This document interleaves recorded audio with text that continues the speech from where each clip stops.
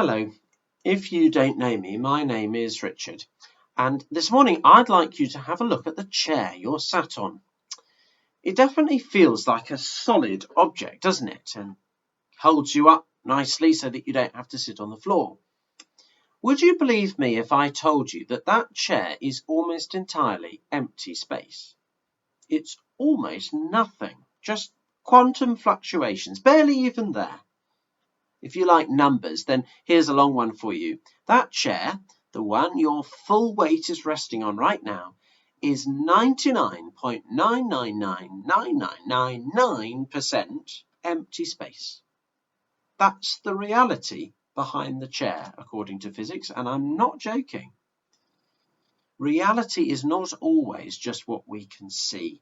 In fact, what we can see barely scratches the surface of what's really behind the world that we live in. Well, this morning, ladies and gentlemen, we are going to read the true story of a man who got to see the reality behind the universe itself. Look down with me at verse 1 of our reading, Isaiah chapter 6. In the year that King Uzziah died, which is about 740 BC, I saw the Lord seated on a throne. Roll back the fabric of the universe, the atoms, the quantum vacuums. Behind it all, the ultimate reality is the God we learn about in the Bible. And he rules. He is king.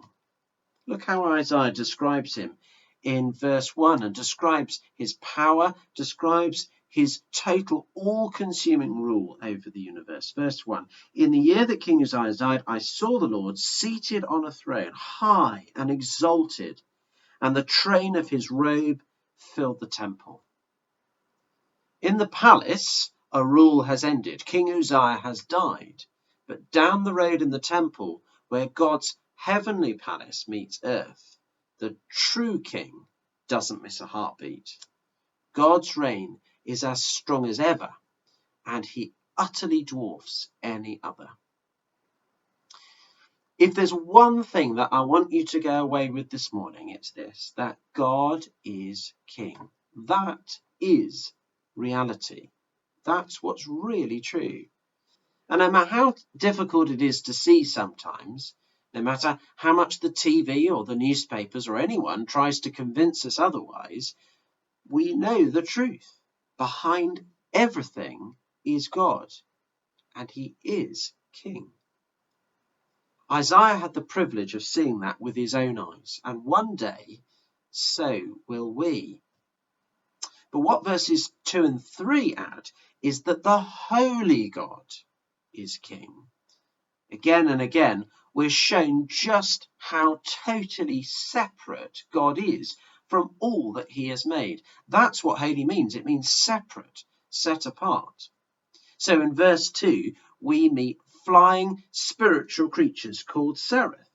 Above him were seraphs, each with 6 wings. With 2 wings they covered their faces, and with 2 they covered their feet, and with 2 they were flying.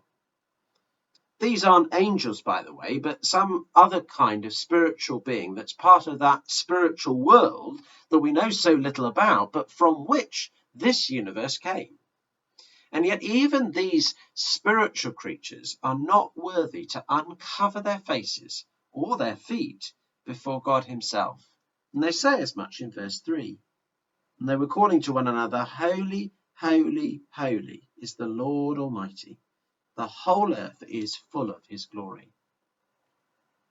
So then Isaiah has begun to give us a glimpse of what he saw. It is a reality check, isn't it? Behind the universe stands a holy God, and he is king. And boy, is that a scary thing. Verse 4. At the sound of their voices, the doorposts and thresholds shook, and the temple was filled with smoke. Isaiah is confronted with ultimate reality. The holy God is king. How does he respond? Verse 5. Woe to me, I cried. I am ruined. One wonders whether he really articulated himself quite so clearly on the day, or might it have come out more as, ah! this is definitely not good. But we need to look carefully at why Isaiah is so afraid. Because the reason for his fear is himself, his own sinfulness, and that of the people he lives among. Look down at verse 5 again. For I am a man of unclean lips, and I live among a people of unclean lips, and my eyes have seen the King, the Lord Almighty. So now you see we get to the heart of the matter, what it really means for God to be holy.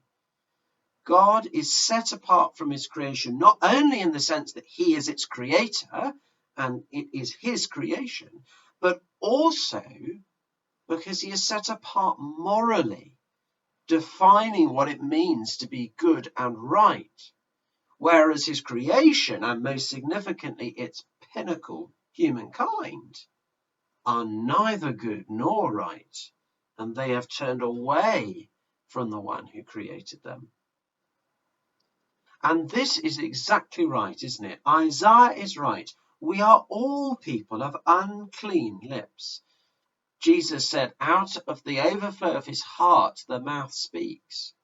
Isaiah looks at his mouth and recognizes the sin in his heart. He knows he is guilty, and he does the only thing he can do. He throws himself on God's mercy, knowing that he deserves God's justice. So verses 1 to 3, reality check. The holy God is king. Verses 4 and 5, right response, repentance. And verses 6 and 7, good news. The holy God is kind. I find this last scene so wonderfully full of gentle, tender kindness. In contrast to what's come before, here we see the tiniest little coal plucked delicately with tongs from the altar and flown to gently touch his lips. There are no words of condemnation, though we know he and we deserve them. No words of judgment or anger, no list of charges, no declaration of guilt. Now, to Isaiah, having pronounced his own judgment and admitted himself that he deserves only death, God speaks with such kindness. Verse 7. See, this has touched your lips. Your guilt is taken away, and your sin is atoned for. I have a son, Ben, who is almost 3. And sometimes it's good fun to pretend to be a big monster and roar at him. No, I'm not a cruel father, honestly. But the really cute thing about doing that is that as his expression turns to utter panic, he runs full pelt towards me and clings onto my legs. How cute, but also how appropriate. He's in trouble. He's frightened of a big, powerful daddy. So where does he run for rescue? The only place he can, towards his big, powerful daddy. That is the right response to the truth that the holy God is king. Do as Isaiah did. Run towards your loving heavenly Father, who has paid the price for your atonement, and allow him to change you and remake you fit for his kingdom. Amen.